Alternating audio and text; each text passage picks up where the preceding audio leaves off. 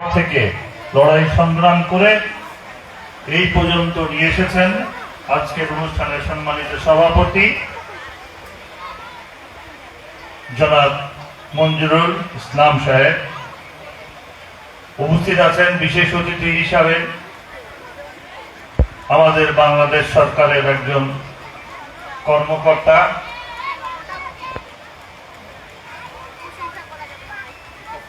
শিক্ষা প্রকৌশল অধিদপ্তরের নির্বাহী প্রকৌশলী জনাব বেলাল আহমেদ। উপস্থিত আছেন অত্র কলেজের সম্মানিত সুযোগ্য প্রিন্সিপাল বাবু দিবাকর রায়। উপস্থিত আছেন বাংলাদেশ জাতীয়তাবাদী দল বিএনপির বীরের উপজেলা শাখার সম্মানিত সুযোগ্য সভাপতি জনাব বাবুল হোসেন, সিনিয়র সহসভাপতি জনাব অ্যাডভোকেট আব্দুল বাকি,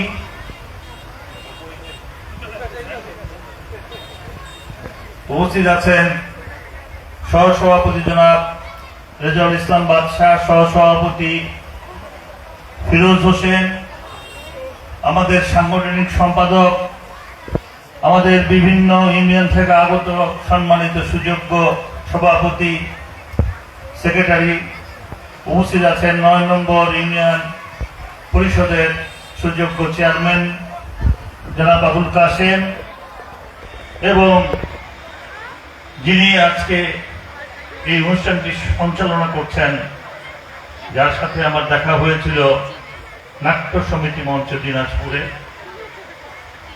এছাড়াও উপস্থিত আছেন সুধীবৃন্দ, আমাদের দলের বিভিন্ন পর্যায়ের নেতৃবৃন্দ। আর কি আছে? ও ওনার তো পিছন দিকে থেকে দেখাই যায় না। আমাদের বীরল উপজেলার ভারপ্রাপ্ত তদন্ত কর্মকর্তা জনাব আনিসুর রহমান সাহেব, এবং উপস্থিত অত্র কলেজের আমার স্নেহের ছাত্রছাত্রীবৃন্দ এবং অভিভাবকবৃন্দ এবং অত্র এলাকার সুধীবৃন্দ, সকলকে জানাচ্ছি শুভেচ্ছা।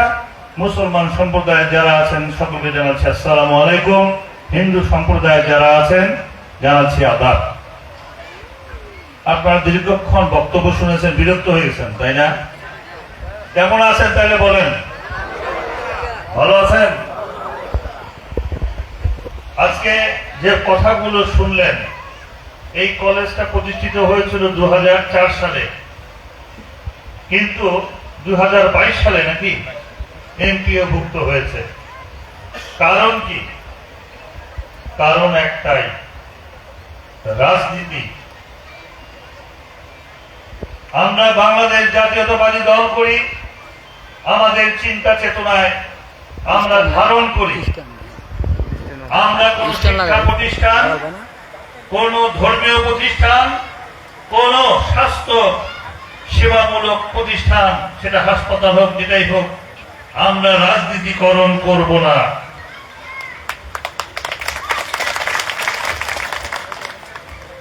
বিশেষ করে আপনারা যারা আমাকে 2012 সালে 2026 সালে 12ই ফেব্রুয়ারিতে আপনাদের মূল্যবান ভোট দিয়ে আপনাদের সেবা করার সুযোগ করে দিয়েছেন, আমি তাদেরকে প্রথমে কৃতজ্ঞতা ধন্যবাদ জানাই। আমি তাদেরকেও ধন্যবাদ জানাই যারা আমাকে ভোট দেন নাই। কেন বললাম এই কথা? যে আমি আমার কর্মকাণ্ড দিয়ে ইনশাআল্লাহ আগামীতে তাদের ভোট পাবো, এটা বিশ্বাস করি। আসলে আমরা রাজনীতি করি মানুষের কল্যাণের জন্য, দেশের উন্নয়নের জন্য, এটাই বিএনপি রাজনীতি। আমি একটা কথা বলেছি, আজকে জিয়াহাট ফাউন্ডেশনে আমাদের একটা অনুষ্ঠান ছিল। এই হাসপাতালটা আমাদের তিনবারের সাবেক প্রধানমন্ত্রী বেগম খালেদা জিয়ার উদ্যোগে, উনার বোন মরহুমা খুরশিদ জাহান হক চকলেট আপাত ঐকান্তিক প্রচেষ্টায় সেটা প্রতিষ্ঠিত হয়েছিল, কিন্তু গত 17 বছরে একটি টাকাও সরকার থেকে সেই হাসপাতাল উন্নয়নের জন্য দেওয়া হয়নি। কিন্তু আপনারা জেনে দেখবেন, শুনে দেখবেন, ওই হাসপাতালে বিগত 17 বছরে যারা আমাদের দল বিএনপির বিরুদ্ধে অন্যায় অবিচার করেছে, সেই সমস্ত নেতা কর্মীরা কিন্তু সেখানে গিয়ে চিকিৎসা নিয়েছে, অনেক এমপি মন্ত্রীও।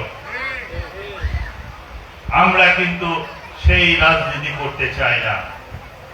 বিশেষ করে বিরল বোচাগঞ্জে আমি কোনো ভেদাভেদ দেখতে চাই না। আমি প্রত্যেকটি মানুষের আমি এখন এমপি, প্রত্যেকটি দলের আমি এখন এমপি, আমি প্রত্যেকটি প্রতিষ্ঠানের এমপি। আমি প্রত্যেকটা মানুষকে আমি সমান চোখে দেখতে চাই। আমি কোনো ধর্মকে আলাদা করতে চাই না। আমি চাই আমি মুসলমান ধর্মের মানুষ, ইসলাম ধর্মের মানুষ, আমি আমার ধর্ম পালন করব। যিনি অন্য ধর্মের আছেন তিনি তার ধর্ম পালন করবেন, এটা আমি নিশ্চিত করতে চাই আমার এলাকায়। আমি দেখব না যেমন বিগত দিনে এই কলেজটি প্রতিষ্ঠা হওয়ার পরে এমপিও ভুক্ত হতে 20 বছর 22 বছর লেগেছে, আমি সেটা দেখব না। আমি দেখবো একটা প্রতিষ্ঠা, সেটা কার আমলে কার হাতে তৈরি আমি দেখব না। আমি দেখবো এই প্রতিষ্ঠানটাকে উন্নয়ন করতে হবে, এটা আমি করব। এটাই হবে আমার রাজনীতি।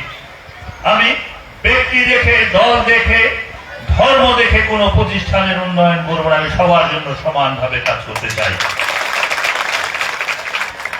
আমরা দেখেছি ইভেন আমার বাড়ি যে রাস্তা, গ্রামের বাড়ির রাস্তা, আমার বাড়ি দৌলা গ্রামে, সেই রাস্তাটা বিগত সরকারের যিনি ছিলেন, আমি তার নামটা উচ্চারণ করতে চাই না, সেই রাস্তাটা আমার এখনো যায় দেখবেন কাঁচা আছে। কেন? এটা বিনায়ক চৌধুরীর বাড়ির যাওয়ার রাস্তা, কিন্তু একবার ওনারা ভাবে নাই এই রাস্তা দিয়ে কিন্তু অন্যান্য দলের মানুষরাও যাতায়াত করে। সেই রাস্তাটা আজ অবধি তারা করে নাই। আমি সেই রাজনীতি করতে চাই না। আমি দেখবো না এটা কোন দলের এলাকার রাস্তা, কোন ধর্মের মানুষ এলাকার রাস্তা, আমি দেখবো এটা আমার বিরল বোচাগঞ্জের রাস্তা। আমি সেই রাস্তা কাজ করতে চাই সমানভাবে। আমাদের কর্ম হবে মানুষের ভালোবাসা অর্জনের জন্য।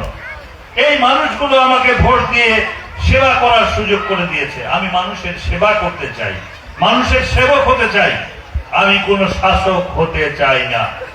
তাই তো আমার কাছে আমি যখনই আসি সংসদ থেকে, কালকে রাত্রে এসেছি, আমি রাত্রে যাই দেখি আমার অফিসে কত লোক বসা। আমি সেখানে রাত 12:30 1টা পর্যন্ত অনেকের কথা শুনেছি। আমার কাছে আসার জন্য কোনো মাধ্যম লাগে না। আমার কাছে যে কেউ যে কোনো সময় ফোন করতে পারে তার সমস্যার জন্য। যে কোনো মানুষ যে কোনো সময় আমার দ্বারস্থ হতে পারে তার যে কোনো কাজের জন্য। আমি সেই কাজটি করতে চাই। আমাদের এখানকার সম্মানিত সভাপতি সাহেব বলেছেন আমার মরহুম পিতার কথা। আমার মরহুম পিতা এখানকার এমপি ছিলেন, উনি জেলা পরিষদের চেয়ারম্যানও ছিলেন। উনি রাজনীতি করে গেছেন মানুষের জন্য। এখানে যারা বয়োবৃদ্ধ মানুষ আছেন, যারা আমার বাবাকে ছিলেন, ওনারা বলতে পারবেন যে আমার বাবা কিরকম রাজনীতি করেছেন, কি ধরনের মানুষ ছিলেন। উনি একটা বড় কথা বলেছেন, আমার বাবার চেয়ে নাকি আমি ভালো। আমার সেটা হওয়া সম্ভব নয়। উনি অনেক ঊর্ধ্বের মানুষ ছিলেন। উনার মধ্যে দেশপ্রেম, মানুষের প্রতি ভালোবাসা, এটা অকল্পনীয় ছিল। আমি সেটা করার চেষ্টা করি মাত্র। আমি আপনাদের উদ্দেশ্যে বলতে চাই, আসুন আমরা আমাদের কর্ম দিয়ে আমাদের এই দেশটাকে সুন্দর করে গড়ে তুলি। অন্য কোন এলাকায় কি হবে আমার জানার দরকার নাই। আমি আমার এই বিরল বোচাগঞ্জকে আমি দুর্নীতি মুক্ত, মাদক মুক্ত, চাঁদাবাজ মুক্ত করতে চাই। আজকে ঘরে ঘরে মাদক সেবনকারীর পাশাপাশি মাদক ব্যবসায়ীকেও দেখা যায়। এই এলাকায় অনেক মাদক ব্যবসায়ী রয়েছে। আমার কাছে বিভিন্ন কান থেকে ফোন আসে। আমি চাই আপনারা সবাই যার যার ওয়ার্ডে আপনারা প্রতিরোধ কমিটি গড়ে তুলুন, মাদক প্রতিরোধ কমিটি, তাই বলে আইনকে নিজের হাতে তুলে নেবেন না। আপনারা তাদের জন্য প্রতিবাদ করুন। আপনার প্রতিবেশী কেউ মাদক ব্যবসা করলে তাকে আপনারা সবাই পাড়া প্রতিবেশী গিয়ে বুঝান, বলেন যে ভাই এই ব্যবসা ছেড়ে দেন, অনেক ব্যবসা আছে সেই ব্যবসা করেন। যদি না ছাড়েন, আমি পিনাক চৌধুরী বলে গেলাম, আমি যতদিন বিরল বোচাগঞ্জে থাকবো আপনাদের প্রতিনিধি হয়ে বিরল বোচাগঞ্জে কোনো মাদক ব্যবসায়ী থাকতে পারবে না। যারা দলীয় পদ পদবি বহন করে সাধারণ মানুষের কাছে চাঁদা দাবি করে, চাঁদাবাজি করে, সে যদি আমার দলের কোন নেতা কর্মী হয়ে থাকে, যত বড়ই নেতা হোক, বাংলাদেশ জাতীয়তাবাদী দলে তার স্থান থাকবে না। আমি চাই মানুষ স্বাধীনভাবে তার কর্মকাণ্ড করবে, স্বাধীনভাবে চলাফেরা করবে। কেউ কারো জমি দখল করার জন্য এখন নতুন একটা সিস্টেম চালু হয়েছে যে বায়নার সূত্রে নাকি পেলে কিভাবে মালিক হয়ে পাওয়ার নিয়ে একজন মানুষের পক্ষে গিয়ে জমি দখল হচ্ছে। যারাই করবে তারাই হইল দুর্নীতিবাজ। আমি তাদের পরিষ্কার করে বলতেছি, পাওয়ার নেওয়ার দিন শেষ, এখন জনগণের বাংলাদেশ। আপনারা যারা পাওয়ার নিয়ে পাওয়ার দেখান, একজনের জমি দখল করে আরেকজনকে দিয়ে পয়সা নেন, ভুলে যান এই সমস্ত কর্মকাণ্ড। প্রশাসনের এখানে আমাদের ভারপ্রাপ্ত কর্মকর্তা রয়েছেন, দায়িত্বপ্রাপ্ত। আমি ওনাকে বলতে চাই, আপনার এইখানে অনেক মাদক ব্যবসায়ী আছে, আমরা জানতে পারি ওনাদের সেই সক্ষমতা নাই যে এতগুলো জায়গায় দৌড়াদৌড়ি করে। ওনাদেরকে আমাদের সহযোগিতা করতে হবে। সহযোগিতা আপনি আমি আমরা করব। এই এলাকাটাতে আপনারা বসবাস করেন, এখানে যদি মাদক ব্যবসা হয়, এটা কি আপনাদের জন্য ভালো হবে? আমরা মনে করি আমার সন্তান তো মাদক খায় না, আমার এত কি দরকার। কিন্তু আপনার সন্তান খায় না, আপনার ভাইয়ের ছেলে, আপনার প্রতিবেশী ছেলে খায়। তারা যখন উশৃঙ্খল হবে, তখন আপনিও সুশৃঙ্খল ভাবে এলাকায় থাকতে পারবেন না। নিরাপত্তা হীনতায় আপনাকেও ভুগতে হবে। তাই আমাদের সকলকে প্রতিরোধ করতে হবে। আমি আর ধৈর্যচ্যুতি ঘটাবো না, অনেক কথা হয়েছে। আমি আমার মা বোনদের উদ্দেশ্যে বলতে চাই, আপনারা আপনাদের সন্তান ভাইয়ের প্রতি খেয়াল রাখবেন যে তারা কোথায় মেলামেশা করে, কোথায় যায়, কি করে। কারণ তারা যদি ভালো পরিবেশে থাকে তাহলে ভালো থাকবে। যদি সেই সমস্ত খারাপ সঙ্গে পড়ে যায় তারা ভালো থাকতে পারবে না, তারাও মাদকের সঙ্গে যুক্ত হয়ে যাবে। আপনারা জানেন গত কালকে আমাদের বাজেট হয়েছে। এই বাজেটে স্বাস্থ্য খাতে, শিক্ষা খাতে আমাদের মাননীয় প্রধানমন্ত্রী যে বরাদ্দ দিয়েছেন, এটা যদি আমরা সবাই দুর্নীতিমুক্ত ভাবে যদি কাজ করতে পারি, এই বাজেটকে সাকসেস করা সহজ। আমরা যার যার জায়গা থেকে নিজেকে যদি পরিবর্তন করতে পারি যে আমি দুর্নীতি করব না, আমি কাউকে দুর্নীতি করতে দেব না, তবেই কিন্তু সবকিছু সম্ভব হবে। আমরা মুখে বড় বড় কথা বলবো, আবার নিজেরা অন্যায়ের সঙ্গে, দুর্নীতির সঙ্গে নিজেকে জড়িত করব, ভাগ খাবো, তাহলে কিন্তু দুর্নীতি মুক্ত করা যাবে না। যাবে?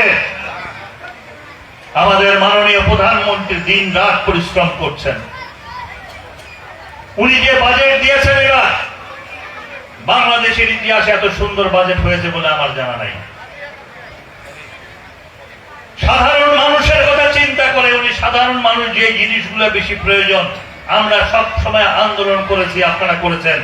মিটারের যে একটা মিটার ভাড়া, বিদ্যুতের মিটার ভাড়া, সেটা এখন আর থাকবে না, তুলে নেওয়া হয়েছে। আপনারা জেনেছেন যে বিদ্যুতের দাম বেড়েছে, আপনারা জানেন না? বিদ্যুতের কার জন্য বেড়েছে? যারা গরিব অসহায় মানুষ, তাদের কিন্তু 1 পয়সা বিদ্যুতের বিল বাড়ে নাই। একটা গ্রামের মানুষ 50 বা 100 বা 150 বা 200 ম্যাক্সিমাম কিলোওয়াট তারা ব্যবহার করে, বিদ্যুৎ খরচ করে, এদের বিদ্যুৎ বিল বাড়ে নাই। বাড়ছে কাদের? যারা 400, 500, 600 কিলোওয়াট বড় লোকরা, তাদের জন্য বেড়েছে। যে তোমরা তো ভাই বড় লোক মানুষ, তোমরা 400, 500, 600 কিলোওয়াট ব্যবহার করো, তোমরা একটু বাড়ায় দাও। তো কাজেই সাধারণ মানুষ আপনারা ভুল বুঝবেন না যে আপনাদের বিদ্যুৎ বিল বেড়েছে। না, আমরা সাধারণ মানুষের কথা চিন্তা করেছি, সাধারণ মানুষের বিদ্যুৎ বিল বাড়ে নাই, বেড়েছে ওই সমস্ত লোকদের যারা ধনী, যারা পয়সাওয়ালা, তাদের জন্য বেড়েছে। আপনারা জানেন যুদ্ধ শুরু হওয়ার পরে বিদ্যুৎ বিল বাড়াতে আমরা কিন্তু বাধ্য হয়েছি পেট্রোলের দাম বেড়ে যাওয়ার কারণে। আমরা পেট্রোলের দাম বাড়িয়েছি সামান্য পরিমাণ। পার্শ্ববর্তী দেশে, আশেপাশে বড় বড় দেশগুলোতে খুঁজে দিয়ে দেখেন যে তারা কত তেলের দাম বাড়িয়েছে, আমরা সেই তুলনায় বাড়াই না। আমি আপনাদের উদ্দেশ্যে বলতে চাই, এই দেশটা আমাদের, আমরা নিজেরা সৎ হব, আমরা নিজেকে পরিবর্তন করব, তাহলেই আমাদের এই সমাজটাকে আমরা পরিবর্তন করতে পারব। আমরা নিজেরা পরিবর্তন হয়ে যাই, দেখবেন এলাকাও পরিবর্তন হয়ে যাবে। আমি বিশ্বাস করি এই এলাকার মানুষ আপনারা সবাই ঐক্যবদ্ধ আছেন। আমাদের দল, বাংলাদেশ জাতীয়তাবাদী দলকে আপনারা শক্তিশালী করুন। আমাদের মাননীয় প্রধানমন্ত্রী জনাব তারেক রহমান সাহেবের হাতকে শক্তিশালী করুন। আমরা আপনাদের কথা দিতে চাই, বিগত দিনে আমি কারো সমালোচনা করতে চাই না, কে কি করেছে। সমালোচনা করবেন আপনারা সাধারণ মানুষরা, কে ভালো, কে খারাপ, কে মন্দ, আপনারা সেটা বিচার করবেন। আমরা শুধু বলতে চাই, করব কাজ, গর্ব দেশ, সবার আগে বাংলাদেশ। সকলকে ধন্যবাদ। আসসালামু আলাইকুম। আদাব। অসংখ্য ধন্যবাদ জানাচ্ছি আজকের অনুষ্ঠানের মাননীয় প্রধানমন্ত্রী মহোদয়কে তার চমৎকার বক্তব্যের জন্য। সুধীবৃন্দ, আমরা শুরুতে একটি ভিত্তি ফলক উন্মোচন হয়েছে, বৃক্ষরোপণ হয়েছে, এখন একটু দোয়া হবে। সবাই মিলে আমরা একটু দোয়ায় অংশ নেব, হাত তুলে আল্লাহর কাছে দোয়া করব। দোয়া করছেন মোহতামিম মাহবুবুর রহমান।